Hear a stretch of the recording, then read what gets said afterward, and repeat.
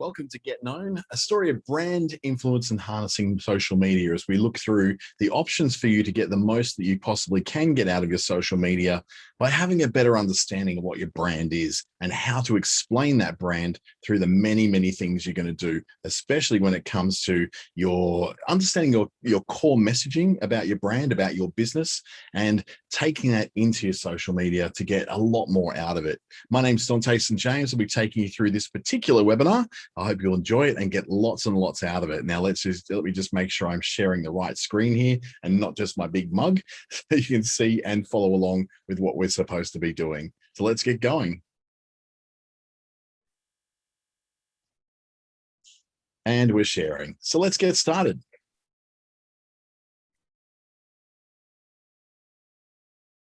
A little quote here from Benjamin Disraeli, who is quoted to be the father of the conservative politics movement in the UK back in the 1800s, and the very first Jewish Prime Minister of the United Kingdom as well. He said, "Talk to people about themselves and they will listen for hours." And he had a bit of a nickname called Silent Ben. And the reason for that is because he would go in to speak to constituents in his particular areas that he was wanting to get voted in for. And he would just listen. He'd listen to what they have to say, ask them the question of, what do you want to actually say? What do you need to say to politicians, rather than understanding what I want to say to you and what I want to sell to you? And by that, he was given the reputation of being someone who really owned the process of understanding what people wanted and understanding how they were going to work through in their lives. And he would then be able to design policies more around what people were wanting, rather than what a party that was quite in disarray at the time wanted to get. In this session, we're going to look at creating a brand script through the story brand methodology by Donald Miller. And we're going to look at how to approach that into your social media strategy as well. My name's Dante St. James. I'm a Facebook Blueprint lead trainer, along with a digital marketing associate and media planning professional with Facebook Australia, New Zealand. Also involved in lots and lots of other involvements of different programs, different companies, through the ASBAS Digital Solutions Program, through Treaty Business Consulting in the Northern Territory, and a mentor with the New Business Assistance with NICE program in the Northern Territory as well. So your brand script, this is going to move quite quickly. So I'm probably going to take some notes along the way if you want to, and also lots of screenshots, but we will be recording this and putting this on YouTube as well. It'll be available on my own channel under Dante St. James, or under the Business Station channel as well. Now, if you've got any questions along the way, please put them in the Q&A or the chat, and I'll attempt to answer those as quickly as possible. But we've got a lot of material to get underway here, so I want to make sure we get it all in before the hour is up. This is based upon Donald Miller's Building a Story Brand. It's an excellent book. It was really a seminal story of how to get behind the idea of what it is you do and explain better to people, and explain better through your promotional channels, be that social media, television, radio, whatever you're using to get that message really clear and spot on for what you actually want to put across to your customers. So to use the example, we're going to use Star Wars, if you've ever seen this movie. If not, just go with me here. Now, in the story of Star Wars is that Luke Skywalker is on a backwater planet called Tatooine. He is brought up by his aunt and uncle. His father apparently was killed in the Clone Wars many eons ago, and he has a bit of a problem. He feels like he's destined for so much more than what his life would seem to be. That his life being stuck on this backwater planet doing nothing but farming moisture to supply to the local town, he feels like there should be more. But the problem is that crisis comes to him when the evil Galactic Empire attacks and kills his aunt and uncle and destroys the farm that he's working on. So he needs to find a fix for this problem in his life, where he finds a guide in the form of Obi-Wan Kenobi, or Ben Kenobi at the time, who is there to help him to identify the inner person he truly is, the Jedi warrior or the Jedi knight that lurks within inside him. This Ben Kenobi gives him a plan that calls him into action and lets him succeed.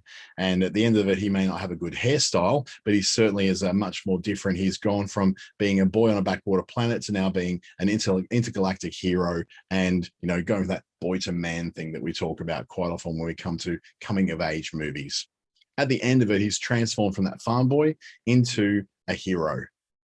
Now, this is what we call the hero's journey, roughly, as most hero journey, like in thrillers and action movies, are based upon this kind of thing, where a character has a problem in their life. They meet a guide who gives them a plan to overcome that problem, calls them into action because it is human nature to not do anything about these things, and then leads him to success by helping him to avoid failure so that he is transformed at the end. So this is the story that the movie goes through.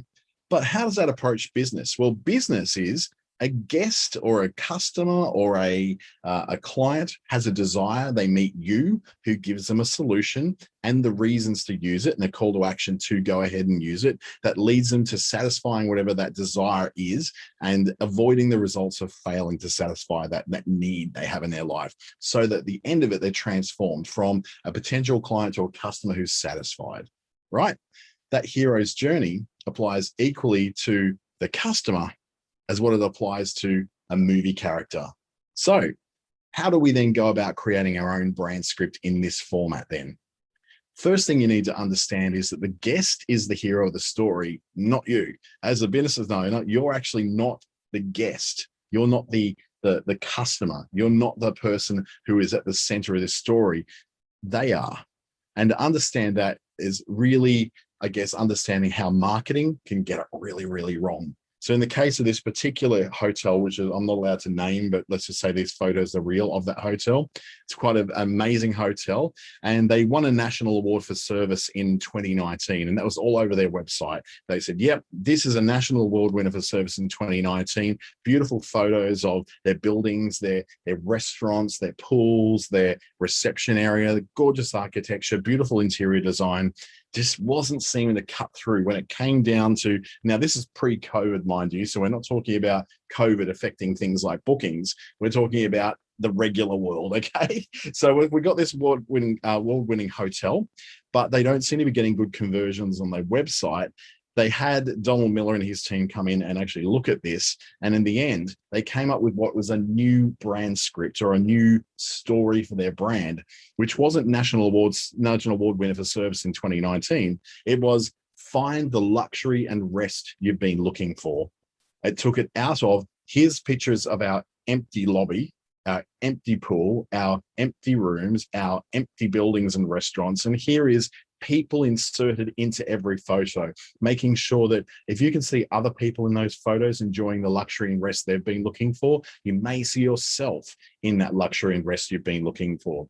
Already your brains are going to be ticking over in ideas that you can take to put this into your social media posts. Rather than gorgeous photos of towels and tea lights and baths that are empty, insert people into it. Because ultimately that affects our empathy. We are empathetic creatures by nature.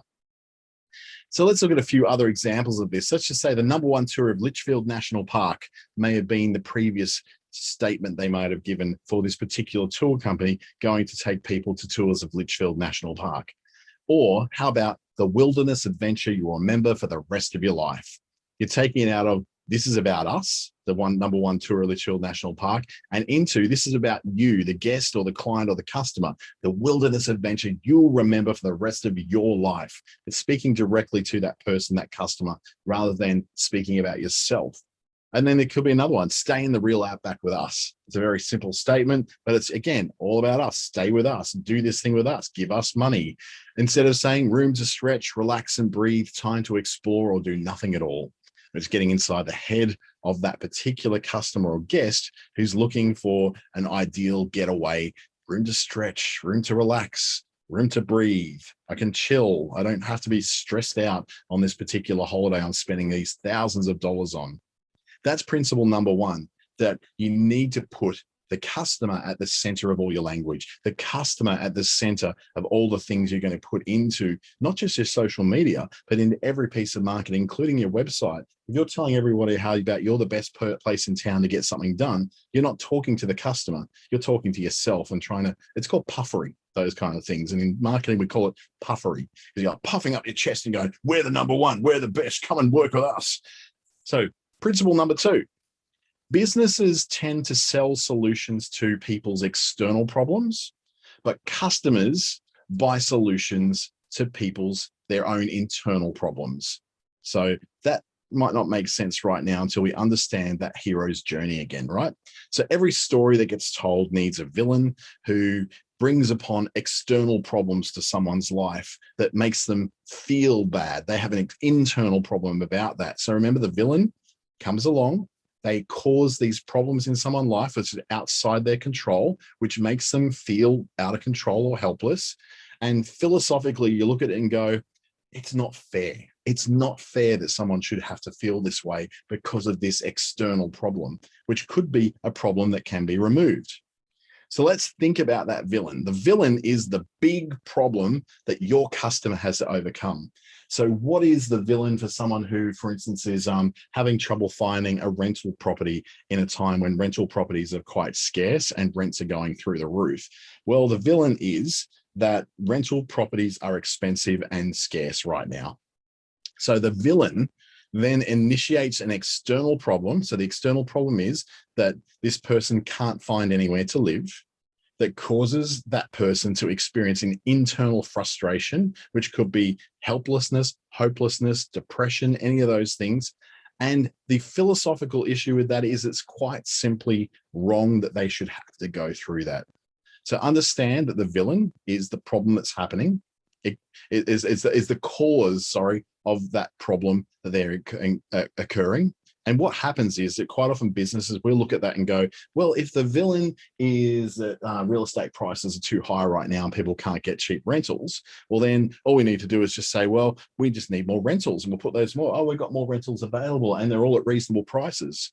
The problem is, though, that that's not necessarily the problem that's inside the head of the customer. The inside the head of the customer is that feeling of hopelessness, that feeling of helplessness, that feeling that they're just going to have to settle for a place to live in for the next year that they're going to hate. So that's the problem they're looking at. So instead of selling that we've got more homes and they're cheap, you're not selling that person, hey, we've got good homes that are a reasonable price and are ready for you to move in and love. That sort of approach takes it out of the, here's just me selling to the villain and selling to the problem that's there, which is like, okay, I've got lots of apartments ready to rent. What you're then doing is trying to sell into not the problem, but the feeling that the person is having inside them because of that problem, because it's quite philosophically wrong that they should have to feel that way, right? So let's look at some of these ideas in terms of tours. So we can say the villain in a lot of tours aren't available and aren't suitable for those with mobility issues. And especially in regional areas, there's not a lot of, facilities to be able to do this. So the external problem is the nature of trails and remote locations in national parks means that it's difficult or impossible for those with mobility issues to see them. The internal problem is that makes the guest with mobility issues feel like they're a second-class citizen who can't see some of our greatest natural wonders. So they're feeling like a second-class citizen. Their problem is that they feel like a second-class citizen. The problem outside of them is that the nature of the fact that national parks are wild places, that it's often hard to go and see them. And we can look at that and go, it's philosophically wrong because all people deserve to be able to access our natural wonders. So if we're doing social media posts, if we're doing ads of any kind of that sort of thing, we're not advertising to the fact that, well, trails are hard to get to and it's hard to get to. So yeah, that's too bad. What we're doing is saying, hey, we've got a solution. We know that you feel like a second-class citizen when you're traveling. We want to put you in the first class. We're going to put you at the center of it. We've got the facility to get you into these amazing locations like no one else can. You're speaking to then the feeling that the customer has rather than the problem they're having, right? Another example could be the villain is that many restaurants are unable to cater for gluten allergies and intolerances. The external problem is that the nature of high volume restaurants is that it's difficult to separate the ingredients from allergens and maintain efficiency. The internal problem, how they feel, it makes someone with a food allergy or intolerance feel like they can't eat out as it's too great a risk for them to do so. And this is philosophically wrong because all guests who pay should be able to get a meal that won't harm them, right? So what we tend to do as businesses, we sell to the idea that it's hard, that it's a high volume restaurant and it's just hard. So, so we might be high volume hard and we've got a gluten-free item on the menu, even though it's really crappy and probably really, really horrible. But we've got one, okay? We're going to sell you that. We've got a gluten-free item on our menu. The internal problem isn't so much that there's not a gluten-free item on the menu. The problem is that the person who's going in there already feels like they're a second-class citizen. They feel like it's too risky to go eat in a restaurant. So instead of advertising to the I've got gluten-free menus on the items, you could advertise to hey, you can relax. We take care of all food allergies and we'll make food according to your requirements. That speaks to the issue of the feeling inside the customer rather than speaking to the problem, which is that there's not enough gluten-free options on menus today. So hopefully that's starting to sink in a little bit when you're trying to design your stuff to fit into what the actual internal feeling that someone's having rather than just the problem they're having. It sounds like it's all very airy-fairy, I know, but it's all part of developing your empathy as a business. And we've got that next when we meet the guide. So the customer, remember, they have a problem and they want to overcome it and they meet a guide. In this case, in Star Wars, it's Ben Kenobi out in the desert. Customers aren't looking for a hero, but they are looking for a guide to help them through. So empathy is the first of the two major things that a guide brings in. So the guide is essentially got to present themselves to a customer as how someone who can help that customer win the day or help that customer to overcome that feeling of helplessness or hopelessness or missing or FOMO or whatever the feeling is that they're having that's to do with that external problem they're having. That's what you're there to help them overcome. So empathy starts with understanding that, let's just say this is a cafe. The cafe may be formally going to social media and advertising themselves as, when you support us, you support a local business. When you come to us, you can tell that we love what we do. We roast our own coffee, so it's better for everyone. But that's not necessarily what the customer is looking for. The customer could be looking for a cafe that's close to home, a cafe with easy parking, a cafe with the meals they know and love, so they don't have to go and guesswork and go, oh God, what's this cafe going to have? And a cafe where you can actually hear the conversation. This is really important. I had a meeting this morning in a place here in Darwin called The Meeting Place. It's run by one of the group training organizations out the front of one of the government offices. And it's this amazing big lobby into a building, and you think it'd be really noisy and all that, and it's not. This particular cafe has designed things in such a way that it never gets noisy, even with people in there. They've got this sound calming stuff in the walls and the ceiling that actually makes it so that you can sit in this place, which has a tiled floor, mind you, that doesn't echo. It doesn't actually have that noisiness, clanking, cling sounds from espresso machines. It deadens the sound, and it's so comfortable to talk there that I have meetings there almost every single day that I'm in Darwin. So it answers one of those questions where I can actually hear the conversation. I don't care they roast their own coffee. I don't care they love what they do. And to be quite honest, when it comes down to it, I don't really care in my convenience-based lifestyle whether I'm supporting a local business or not. That's not a guiding factor for most consumers. An example for a mechanic could be that they like to tell everyone that they're a one-stop repair shop, which I don't even know what that even means.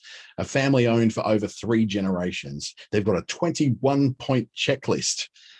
What they're actually what they need to do is getting inside the head of the customer who has already said that they're worried about taking something to a mechanic because will they get the car back? How do they get to work once they've dropped the car off? Do they get a loan car? They usually stop off for coffee, but they haven't had time this morning. They feel like they're really rushed. And can they grab a coffee while they wait, or grab a coffee before they get into the shuttle service or something like that? Getting inside the actual problem that the person's having is not that they're looking for a one-stop repair shop. Nobody's looking for a business that's family owned for over 3 generations. That's just not a factor that plays into anybody's problems or their feelings. And a 21-point checklist can be trumped by a 22-point checklist for that matter. So who cares? There's a lot of who really gives a flying rat's about these things, because we tend to be very stuck on the things that we think are great features about our business. One-stop repair shops, family owned, 21-point checklists. I'm a this, I'm a that, when really what is the only thing that the customer cares about is how you can solve their problem and make them feel better about the money they're about to spend with you. Then the second part, so we look at the empathy is understanding all that stuff about where the customer is at and what they're doing and how they feel and how you can appeal to where their thoughts and feelings are at. The second part about being a guide is authority. And that's about answering the question of a customer when they're saying, why should I trust you to deliver this particular thing? I understand you've got all this empathy and you understand me, but why should I trust you to be able to deliver it? So in the case of that cafe, their trust factor could be earned by the fact that they're a gold plate award winner. Now, you'll notice that this is the point where you get to talk about yourself. So we haven't been talking about ourselves up to this point. We've only been talking about how we actually solve the customer's problem, identifying what it is and communicating that we are. But now we get to talk about our good stuff, like we're a COVID safe accredited place. We're a member of the local AHA or one of those other membership organizations. We've got 5 stars on TripAdvisor. We're a Gold Plate Award winner. All those amazing things that allow us to understand that, yes, this is actually where we're at. This is exactly where we want to be. And this is the kind of things that we can boast about a little bit. But when you're looking at it in a mechanic workshop, the same mechanic workshop we're looking at before, they can now say things like, we only use Valvoline oils, knowing full well that's a very well-known brand and people feel safe around it. It can be that you're RACWA, RACQ, AANT approved, all those car clubs approved. And then you look at that and go, you know what? I trust them because they're a member of those organizations. Or it could be a chamber of commerce and industry or any of those kind of business networks that are quite well known for having codes of ethics, codes of behavior, and that kind of thing. Now that we've understood that we've got this ability to be able to read what the customer needs solved, and we've shown them that we've got the chops, we've got the ability and the authority and the credibility to be able to solve that problem, now we need to give them some kind of plan to move forward with. And that's principle number 4. Customers trust a guide or a business that has a plan. So how do we then communicate that plan of getting a customer from one place to the thing that they want to when it comes to our social media or our digital marketing? So let's think about catering. Now, my first attempt at ever getting caterers for an event, I didn't know what to do. I don't know, how do you engage a caterer? How do you choose the food? Do you even choose the food? Or they've got fixed things they do? Do they arrange the delivery? Do you have to get it? Do they pick up all the cutlery and crockery? Do you have to drop it off to them? I'd never done catering, but worked with caterers before. I had no idea how they worked. What I found was that on catering websites, that they don't actually explain how it is they work. They just assume that you know. They just assume that you know how to work with them. Same happens with web developers. Same can happen even with business advisors. They can't explain to you very, very simply how you actually engage them. How does it work?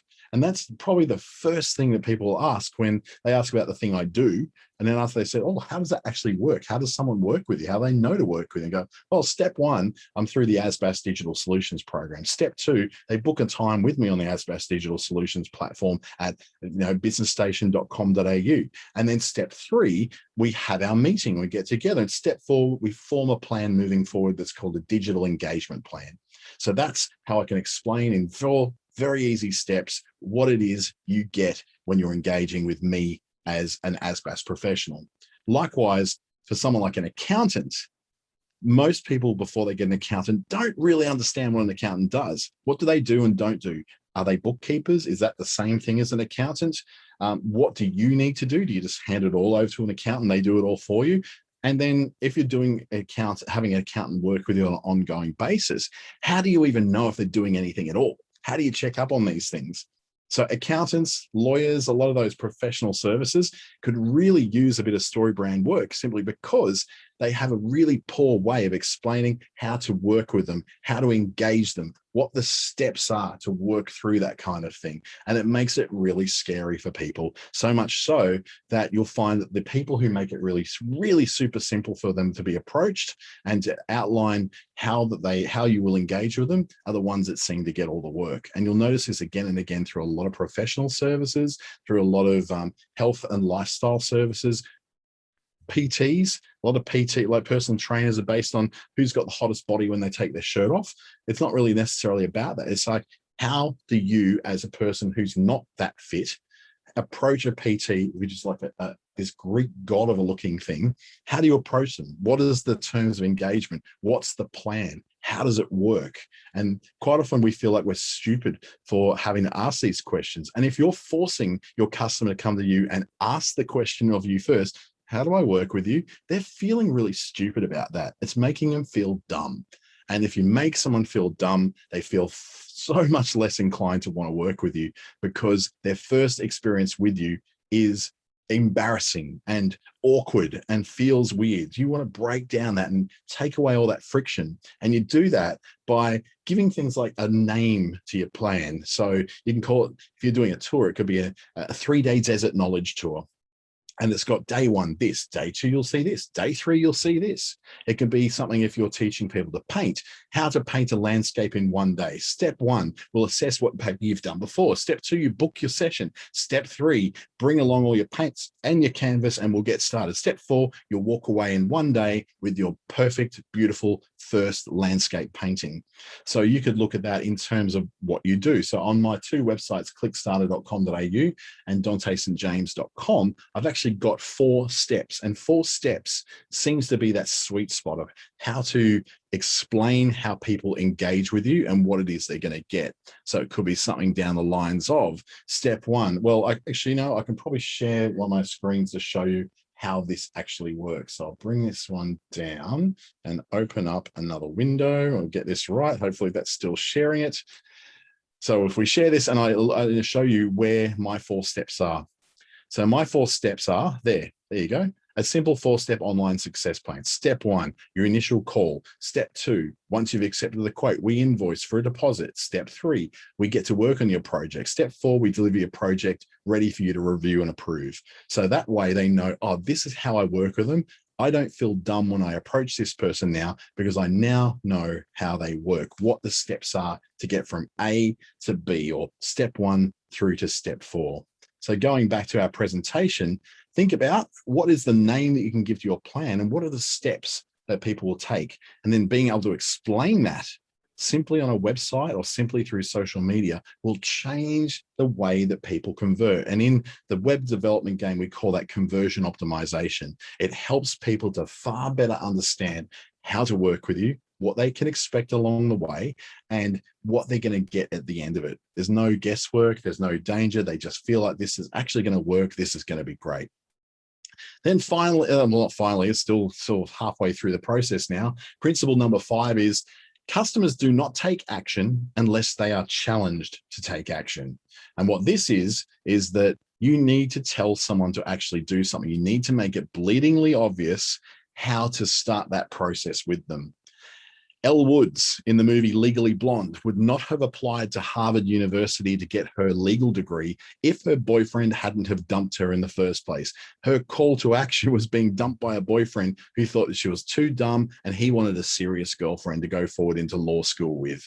Turns out she was the smart one. She just never really applied herself. And that dumping actually made her not just in the end decide that she didn't want to have a boyfriend, but she decided, damn, I actually do want to be a lawyer. I can actually have an impact on society.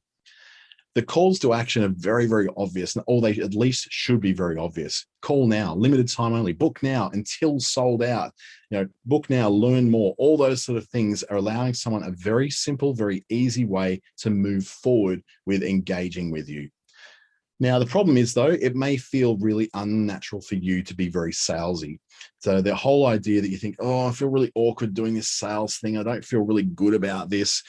If you believe in what you do, people will also believe in what you do. People are not going to buy until you ask them to. So few people are just not going to connect that thing in their heads that says, oh, okay, I better buy this thing now because I believe in it.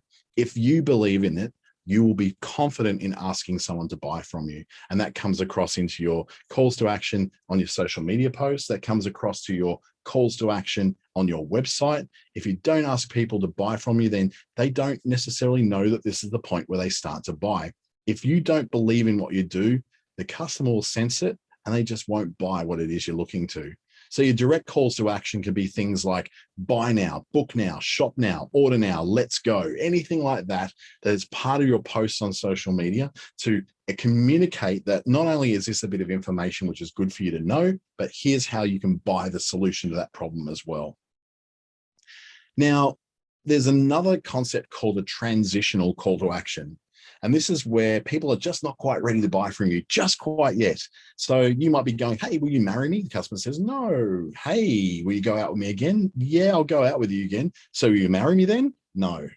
Us. We'll go and go on, will you go out with me again? The customer says, yeah, sure, you're interesting and the information you provide is helpful. So you go out that third time and they say, hey, will you marry me now? okay, I will marry you now. So it's that whole idea of along the way, as you're communicating and nurturing that relationship with a potential customer, that you're giving them the opportunity to learn more about you, to feel more comfortable with you, particularly if you're selling something that's in the thousands of dollars, like me selling websites and me selling digital marketing services and all that. That's big investment stuff. That's actually hard for people to just sort of step out of themselves and go, "Ooh, that's a lot of money. How do I know that I'm spending this in the right place?" So those transitional calls to action are things that help you to sell along the way without actually selling them into the final solution. That could be, if you're not ready to buy from me yet, click here, put your email address in, and I'll send you this report on how you can do better in your social media, on how you can get a more relaxed life, on how you can sleep a little better at night as well. Or have something which helps them along the way. So once you've sent them that free thing, you can have, marketing automation in place of things like MailChimp and a lot of those email programs like ActiveCampaign, which will be able to deliver then a series of steps or series of transitional calls to action that get someone a little bit closer to trusting you enough to spend that money. Now, you don't have to have marketing automation to do that in. You can do that just as well through things like your throat's starting to get sore from all this talking. It's crazy, isn't it? A transitional call to action can be something which is taking them from, hey, here's my free video to see. Now you're seeing the free video. It can be, for those of you who've already read our newsletter, here's a great downloadable report or infographic that can help you to break through that creative block that you're having. So anything that's like that helps you to create some kind of help, some kind of educational material, some kind of quick actions, quick tips that are going to help people to get through to the next thing to buy, to get that little bit closer to buying from you. That's what those transitional calls to action. Your ultimate big kahuna is buy now. Obviously, we want them to buy now. But if you've got a $5,000 minimum purchase to buy now from, they may not be ready to do that on their first meeting with you. So they may need those little steps along the way to sweeten the deal, to get them comfortable enough to also understand that you're the right person to be selling to them. Now, ultimately, you want to be able to help your customer to avoid failure and end in success. So principles 6 and 7, that everyone's afraid of a tragic ending and have no idea just how much you can change their lives for the better. So you need to tell them that. So when you're working in the realm of delivering solutions to people's problems and their pain points, you've got to understand that humans are very much motivated by the fear of loss. That's why you have this big problem with fear of missing out as well. Very, very closely related to the idea of fear of loss. And I'd like to describe that in terms of the $100 note situation. So step one in the $100 note is I find $100 on the street and I go, that's pretty good. I know what I'm going to do. That $100, go straight out for dinner and buy myself a really big steak for about $70. And that's going to blow that $100 and treat myself because, this was an unexpected thing in my life. So therefore I'm going to use this. Now, the person who lost that $100 earlier in the day has been kicking themselves all day long. Every time they go somewhere, such as, into a shop and they go to pull out their wallet to pay for something, they realize, it would have been easy to pay for this if I still had that $100 note, right? We tend to, when we lose something, kick ourselves for quite a long time. We're very harsh on ourselves when we lose something. When we gain something, we don't necessarily give ourselves that amount of time to celebrate. We just go, oh, that's great, awesome. And then we go and we almost forget about it. So that motivation, the fear of loss, is very, very strong in our lives, which means then that we work in this sort of thing in marketing where we go the vulnerability circle and the threat circle. So the threat circle starts off with a statement that says that you are vulnerable to a threat. The second stage is you should take action to avert this threat. The third stage is here's how you avoid that threat. And number 4, take the action to avoid the threat. Now, it all sounds very theoretical and lovely and all, but what does that mean in the real world? Let's take a look at termites, these ugly little things that eat houses. So we start off with the idea that you are vulnerable to a threat. So it's termites can damage your home, costing you tens of thousands of dollars. Yep, that's telling you you're vulnerable to a threat. You can do something about it and save your home. So they're saying here that you can do something about that threat. Number 3, Start with a termite check to make sure you're okay. And so you know that if you are safe, here's what you do about mitigating that threat. And finally, call today to book your inspection, which is exactly in that same circle. You're vulnerable to a threat, termites. You should take action. Here's what you can do to take action. Here's how you avoid the threat. Now take the action. So that particular circle of action when it comes to threat is very commonly read throughout marketing. You'll see it mentioned through all sorts of stuff, from travel through to insurance. Insurance is very good at it. But let's have a look at this. For instance, like the dream of going and seeing an iconic place like Uluru. So imagine at the end of your life, you haven't seen Uluru in all its splendor at sunset. You're vulnerable to a threat. Now, number two, you can do something about that threat. You should add Uluru to your bucket list in 2021. Number three, here's what to do about that threat. Flights are available direct from Brisbane to Yulara from $189 each way. Number four, the call to action, or here's, take action, is book today with Jetstar. So that's, the threat doesn't have to be horrible. The threat can actually be really nice, but you're playing on the fact that people are scared of missing out.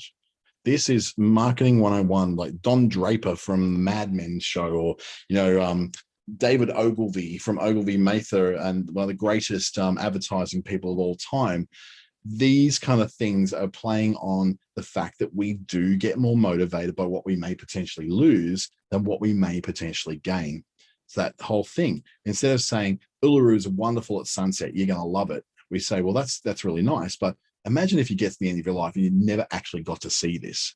That's an actual powerful and evocative way to get a response out of someone. Because ultimately, at the end, you want someone to be transformed, from the kid to the man, from the lost to the found, from the unsatisfied to the satisfied, from those who don't have to those who now do have. That's what your job is as a guide in business. So when you bring this to social media, how do you do it? We've had some examples along the way of how you can sort of word things to be much more effective at playing on things like that fear of loss, or playing on things like, showing that your empathy so that people feel like you understand what their actual problem is, not just what their external problem is. So you can look at this and think about the different stages of how people buy. In the first stage of buying, they're not ready to buy yet. We call that the awareness stage. In the second stage, they want to buy, but they're comparing you around with others. We call that the consideration stage. At the very end, at the pointy end of it all, when they're ready to buy, we call that the conversion stage, because they're converting from a prospect into a customer, from a prospective customer into an actual customer. So we need to then understand that if there's all these stages of the customer journey, we need to then create content that suits those stages of the journey, not just one of them, not just the, hey, buy it now, here's this wonderful thing we know you're going to love, so buy it. We need to create content that appeals to people at all the different stages of the journey towards you that they're at. So in the awareness stage, understand that people aren't looking for you at all. They may not even know you exist, and they don't want whatever it is you do. They have nothing to do with what you're looking for. They're not looking for you. They're not thinking of you. They don't care. They're not there yet. So in this stage, you're creating stuff which is appealing to people who don't yet know you. That's things like TV, radio ads, things that are disruptive, that tell you a piece of information you didn't know before. And you go, I might be interested in that. At which point you go to the consideration stage, where they know you exist. They may even want what you do, but they're now comparing you to other people. So you've got some of the people who don't really care. There's some content that goes to them. Then there's a little bit of content that goes to these people who do know. And now they're comparing you to the other people who do the things you do. Then the third stage of conversion, where they're ready to book. They're also, unfortunately, very easily distracted. They need to go and pick up the kids. They need to go and do the dishes. The washing machine, mine was screaming at me before, trying to tell me to get the washing out of the machine, because some idiot decided to put the washing machine on before he went and did a webinar. Go figure. And so we get very easily distracted. We've got phones going off everywhere, emails dropping in, YouTube playing over there, the sun going down in the sunset to my right. I'm very easily distracted. So when I'm going through booking or going through to buy something from you, I can be very easily distracted away from that. And there's this point where people go before they book or buy things, they get buyer's remorse. They want it, they really fear that. So they go, oh, I ain't going to buy that, but you know what? If I get it, I'm probably not going to like it all that much. And really, do I need it? And they go through this crisis of conscience of whether they spend that money or not. And in so many cases, they just do not spend that money. So let's look at it in real terms. Let's look at Jetstar. Only because I flew them recently. So it's probably it was top of my mind when I wrote this particular webinar. Jetstar works on in the awareness stage, an emotional connection story. They will look at a story worth sharing, displaying some of that humanity. So in this particular case, they happened to be there filming set up when they were connecting two twin sisters to each other after quite a while away from each other during COVID-19. So they're saying with so many people not able to see their friends and family for such a long time in 2020, we're excited to finally start making some reunions happening. So they're really appealing to that emotion, that connection, that storytelling, that humanity that connects people in there. So this is where they're, I guess, planting that initial seed of what it is that they do to people who may not be expecting to travel, may not even be looking to travel. They're just at that point where they're going, I'm just letting you know that this is a thing that we do and you may have an interest in it. And I'm using every psychological trick in my book of, connections and stories that make people cry. And it might be, if you're anything like me, you sit there and watch the Dodo channel on Facebook, and it's always about rescue dogs and rescue cats and things like that. And it makes me cry, and I shouldn't watch them because I'll cry and it totally disrupts my day, but it totally works on me. And I give very generously to saving animal charities because of that, because they totally hit me in the feels, right there in the feels. In the consideration stage, Jetstar will also then advertise to that. And these are just organic posts in their Facebook account. So they're here saying that this is something a bit more informative. It's a bit more disruptive. It's not something you were expecting to see, but I'm putting it in front of you anyway. It's very direct about what the point is. Whereas the first one was, there wasn't a clear point that was saying you should go and book, even though it says ready to book your reunion. That wasn't what it's about. It's about getting the idea of maybe reunion's a good thing to start doing if you haven't seen your family for a while.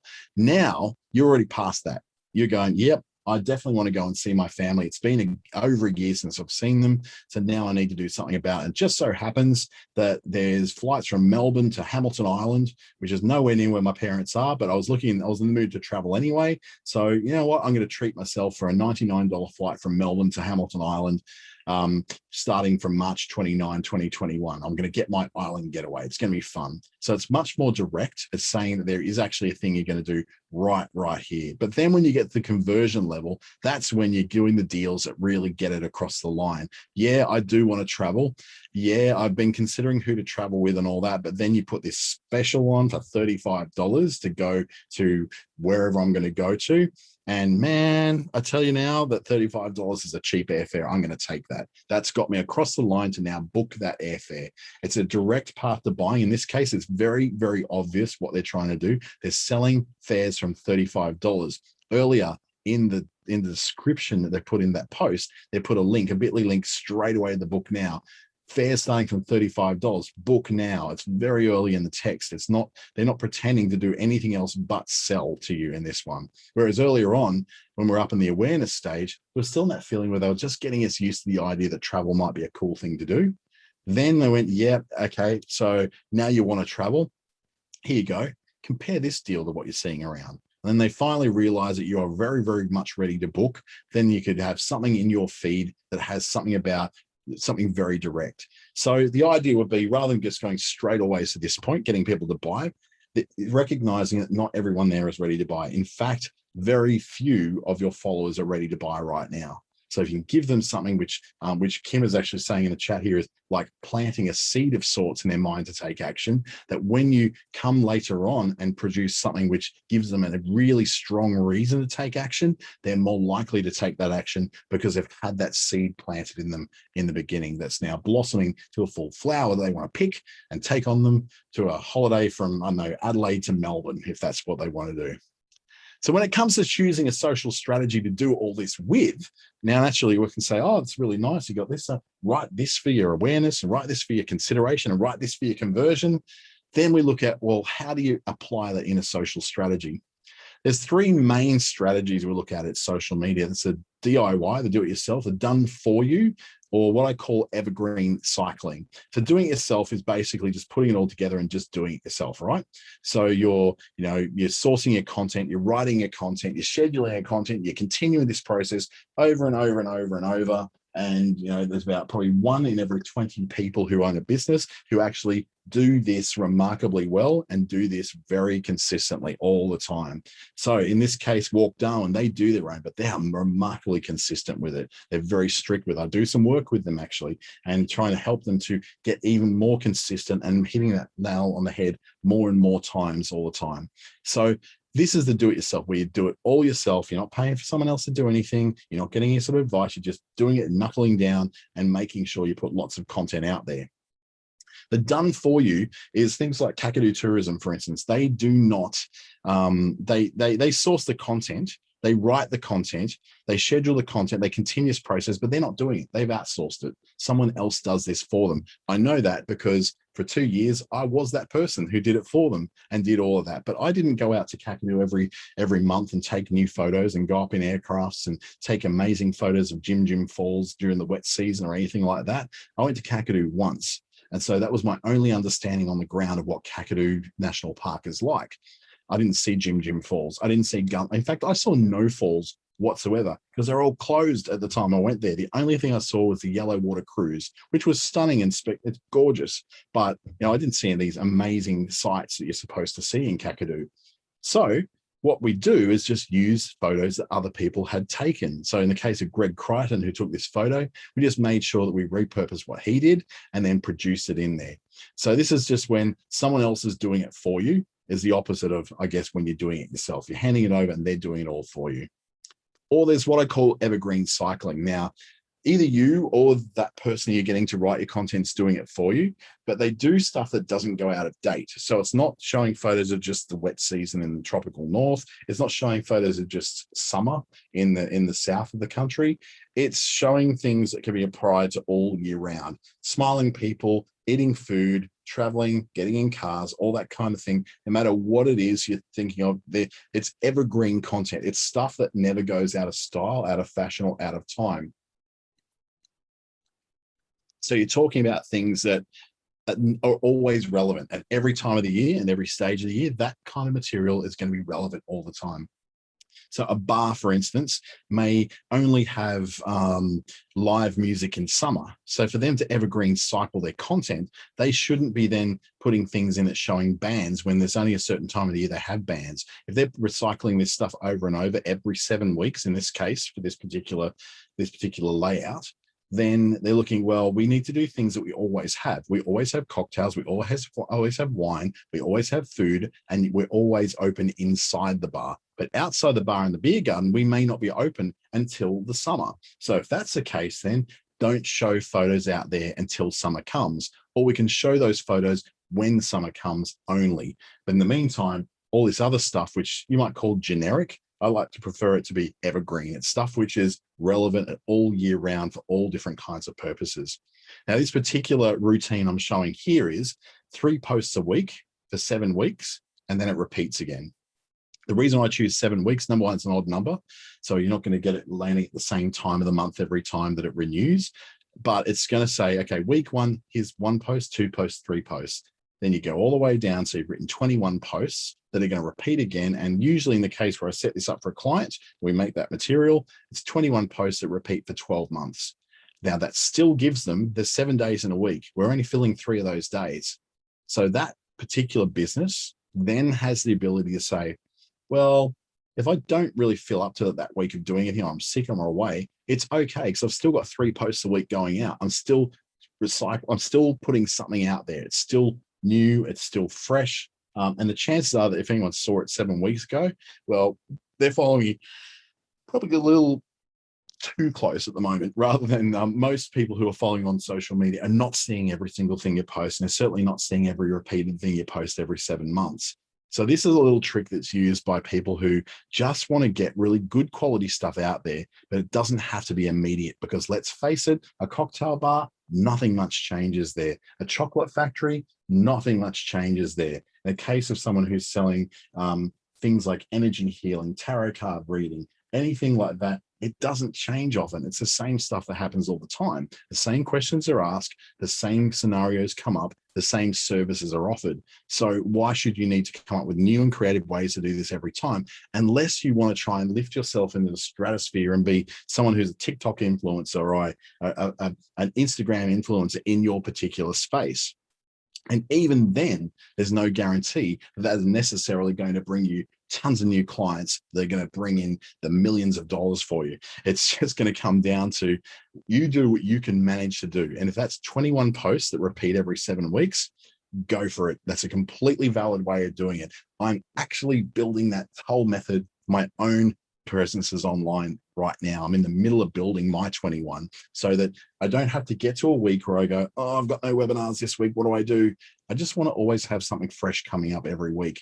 And if that freshness is only every 7 weeks and it renews, that's fine. I can deal with that, because I know that the people who are viewing my Facebook page or my Instagram account are not looking there and going, he repeated this 7 weeks ago, because there's still going to be stuff that I put in between then. I just have those 3 things a week, which I can count on. And then let's say if Monday, Wednesday, and Friday, I've still got Tuesday, Thursday, Saturday, and Sunday to put in extra stuff. If I want to get more interactive, more creative, I want to take more reels or do more TikToks, I can still do that.